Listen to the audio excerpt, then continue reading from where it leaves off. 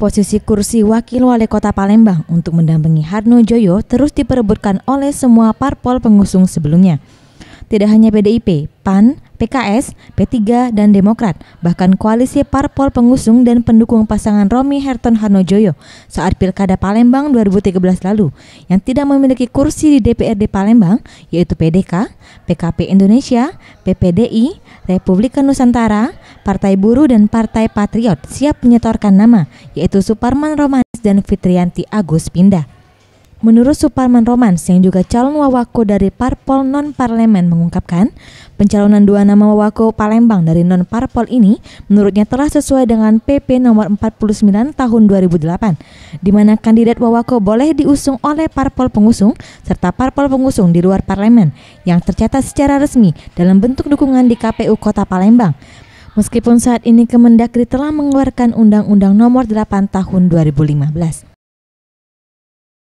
Asumsi bahwa yang dipakai saat ini yang akan diterapkan nanti adalah berdasarkan PP nomor 49 tahun 2008 yang mana pada ada konsideran menyatakan ya bahwa kandidat wakil wali kota ini disampaikan oleh gabungan partai pengusung ya, gabungan partai pengusung baik itu yang ada kursi di DPRD Kota Palembang.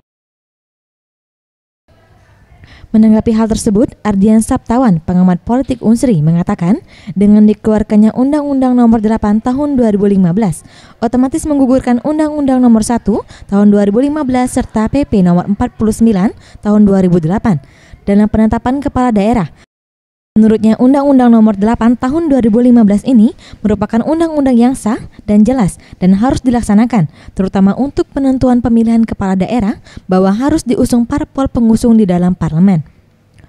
Untuk kasus Kota Palembang, setelah 5 parpol pengusung menyetorkan nama ke Harno Joyo, selanjutnya Harno Joyo akan memilih 2 nama yang akan dipilih oleh DPRD Kota Palembang dan 1 orang akan ditetapkan sebagai Wakil Wali Kota Palembang mendampingi Harno Joyo selaku Wali Kota definitif. Peraturan. Nah, dengan keluarnya Undang-Undang Nomor 18 Tahun 2015 ini yang notabene belum ada peraturan pemerintahnya. Nah, di sini masalah gitu. Dari sini masalah. Jadi saya rasa suatu tindakan yang bijak untuk kepada KMA.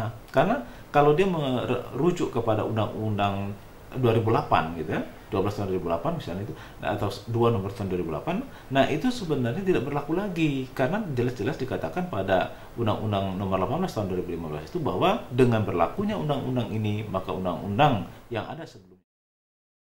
Farel Dwi Satria, Rizky Hidayat, Sriwijaya TV.